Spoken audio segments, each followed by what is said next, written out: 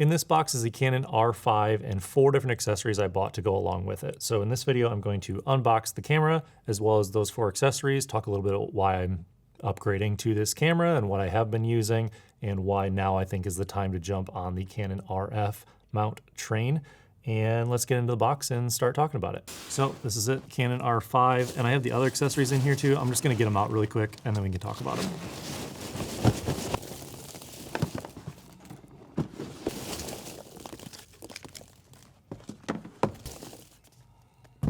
So here are the 4 accessories I got, and then we'll look at the camera. So the first one is the control ring mount adapter, the EF to EOS R one. I really do like the one that's twice as much as the standard $99 one. I like the $199 version that has the control ring.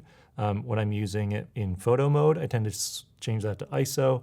And for video, sometimes aperture, sometimes ISO, it kind of depends on what I'm using it for. The other thing I got is the BG-R10 Battery Grip to actually make it more of like a 1DX style body, because I do like the ability when you're rotating it into portrait mode to have that extra grip with all the, all the buttons and the extra shutter and that sort of thing. Then for a memory card, I got the Prograde Digital Cobalt 325 gigabyte card.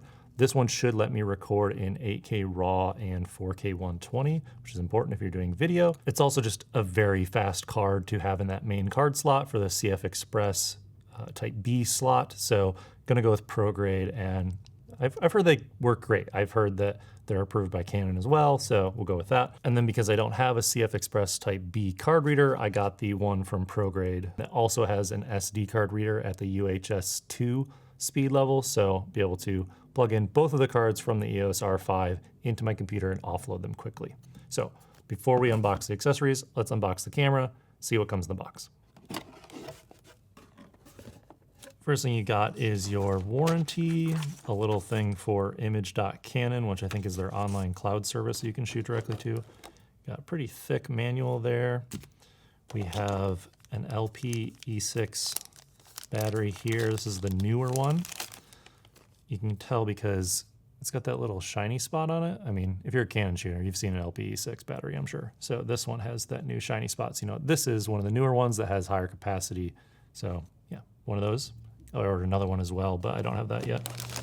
Just a standard battery charger, BP, E6. Got a bunch of these. This is the USB-C cable, and also it has a little piece of plastic there you can see that screws into the side of the camera to help you basically keep those cables in place. So if you have a USB cable or HDMI or something like that, this little piece of plastic here will screw into the camera body and run those cables in a way that they shouldn't pull out. So that's a nice thing to have included with the camera. Also in the box, standard Canon camera strap. It says R5 on it. I never use these. I don't want to broadcast which kind of camera body I have if I'm out and about. I use something more discreet, ideally, and not someone be able to just be like, oh, an R5, I would like to steal that camera now, please. And then you have the camera. So I'm gonna move the box because I can get to the good part. So this is the R5. First impressions are, it actually feels smaller than a 5D. So I've been using a 5D Mark III as a photo camera since 2011. So I'm very familiar with how that feels. This does feel a tiny bit bigger than the EOS R, which is what I had for about a year and a half to just use and have better video features than the 5D Mark III was giving me. But it feels thicker this way, front to back. But I still feel like I can get my pinky here on the bottom. If you look, this top camera here, I have regular size adult male hands, and I don't feel like my pinky is going off the bottom, which is how I felt with the EOS R. Especially when you throw lenses on here, you want to make sure you have, 3 fingers, because your index finger's, going to be on the shutter. You want those 3 fingers to really give a solid grip when you have some L series glass with those large RF lenses. So this feels good. I really like the button placement. It's more like the 5D series that I don't know why they went away from for the EOS R, but it's got the joystick right there. It's got the scroll wheel here, scroll wheel here, scroll wheel here. Only an on-off on the left and right, which is okay. I think this is real estate they could have used for an actual mode dial, but I know they've switched to using this mode and seeing on the LCD screen. The flip screen feels nice. Hinge feels good. It's nice you can protect it. Got some other buttons on the front as well. Depth of field button probably here. That might be a shutter or something like that release. And the RF mount as well. So, I mean, first impressions are, this feels closer to the 5D, which is what I was waiting for Canon to do. I basically wanted the RF mount. I wanted the new technology, the new autofocus, the mirrorless, the EVF, all that stuff. But the EOS R just didn't ever feel like a pro body to me because it didn't have the joysticks and some of the button functionality that I'm used to with the 5D series. So I'm glad they went this way. So to the battery grip next. I don't know, I feel like I didn't use a battery grip for the longest time with my 5Ds, both for photo and video, but my wife shoots in the portrait orientation a lot, and especially for social media now, you definitely want to be able to shoot in portrait. So I don't know, having the battery grip makes it feel like a sturdier camera as well. And so I like having that as well as just 2 batteries in it. So this thing is similar to the one that I had for the EOS R that I just got rid of.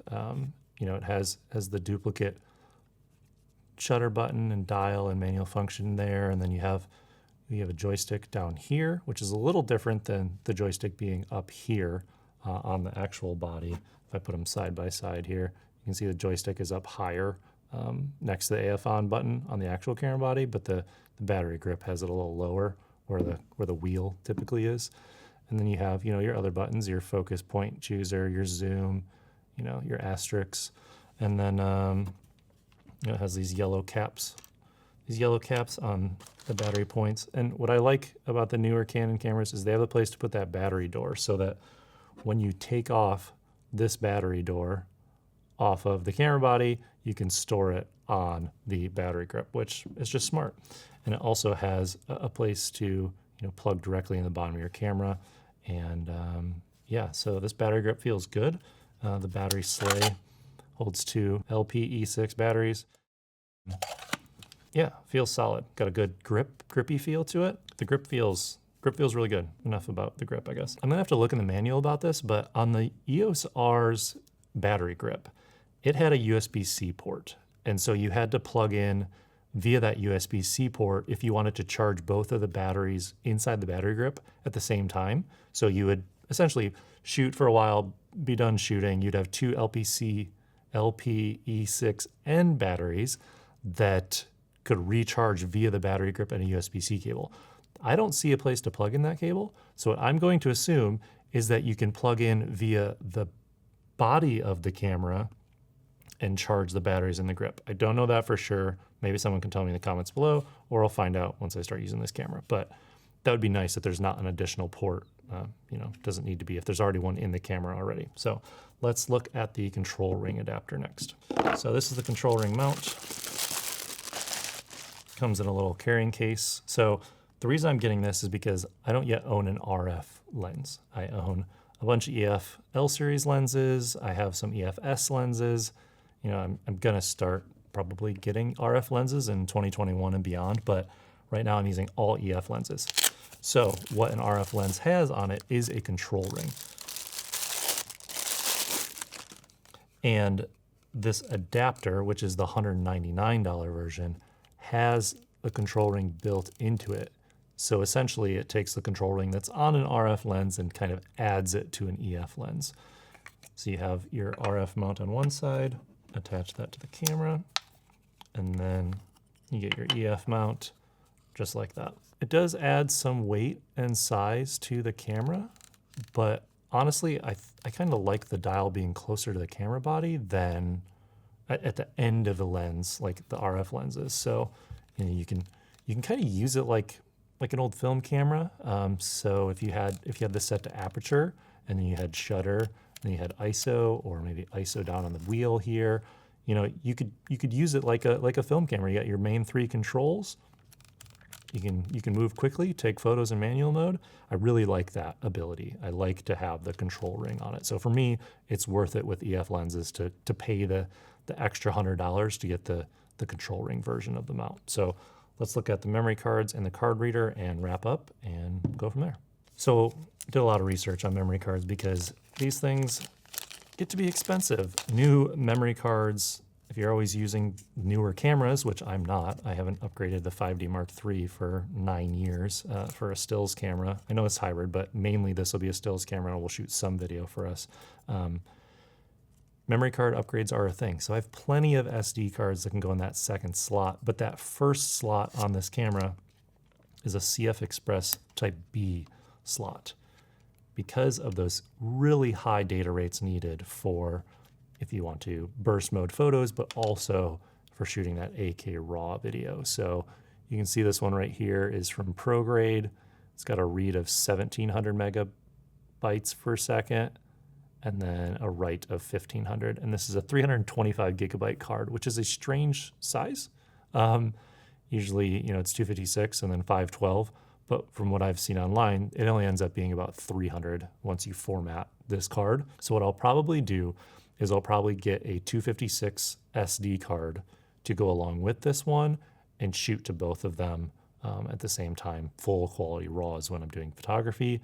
And when I'm doing video, the EOS R5 only records a 1 memory card as of right now. So it's all gonna go onto this if it's video. So I wanted to stick within the Prograde brand because, hey, why not? But also this was a pretty affordable reader. I think it's $80 new. And I got it on sale, I think, for $67 at B&H. So keep an eye out for sales, but it's reasonably sized. If you're gonna compare it to an iPhone 11 Pro Max, it's about half of the size. Anyway, this is a card reader I'm going to be using, and I'm probably going to pick up 1 or 2 more, so I have one at each of my desks. So I know this is already a long video. This is probably why I don't do unboxings, because I just end up talking the whole time about why I made certain decisions. But the main takeaways are, I like the camera body. I like the control ring on the R5. Enables me to, have quick access to ISO or something like that, which I really like. I always get the control grip because I like to have the bigger grip for when I'm filming in vertical mode and I don't have to, have my hand up and over to control the shutter.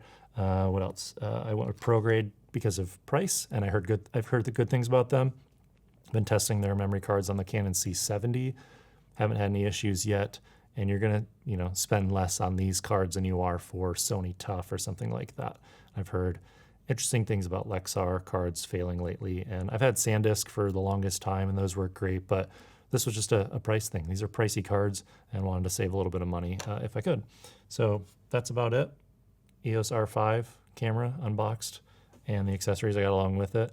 And, I did say at the beginning of this year, I made a video that was no new gear in 2020, and I made it into the second week of December before making some major gear purchases. Part of it being timing of stuff coming out. I've been waiting for RF mounts on Canon cinema cameras for one, which is why I bought 2 C70s, and waiting for that pro version of the new RF mount, which is this camera, the R5. So that's part of why I invested in cameras this year, but I'm also, selling cameras to offset the cost of getting the new ones. And I think that's a very important thing that you should be doing, is not always just hanging on to every piece of equipment that you've purchased, but sell them if you're not using them anymore to fund your next camera purchase, lens purchase, what have you. Like I have some lenses I could probably sell that I don't use very often. I have other camera equipment I've sold this year, like lights and things like that help offset some of these upgrades and some of these investments. And I'm not the type of person that upgrades their cameras or computers or things like that every time there's a new one, but I am trying to be strategic about figuring out what features I want and need in my equipment and upgrading them throughout the different years, because you don't want to bulk it all into one year and run out of money, run up your credit card. You want to space them out over different years tax-wise as well, so you can write off some of the purchases. And 2020 being a year where SwitchPod was fully bringing in income for me and my business, and we had client work, and this is a year where, you know, having a couple of these investments towards the end of the year does help tax-wise. But all that being said, more videos to come on the Canon C70 and the Canon R5 and just the newest of the Canon cameras. So I've been Caleb Wojcik. Thanks so much for watching this unboxing. What videos do you want to know about that? Or what videos would you watch about the R5? Because there have been plenty of videos in the 4 or 5 months since it was announced, I think July 2020. So what is there still that you want to see with the R5? What are you considering about this camera? Why are you watching this unboxing video this far into it, all the way at the end? I don't know. Let me know in the comments below this video, and I'll chat with you there. Cheers.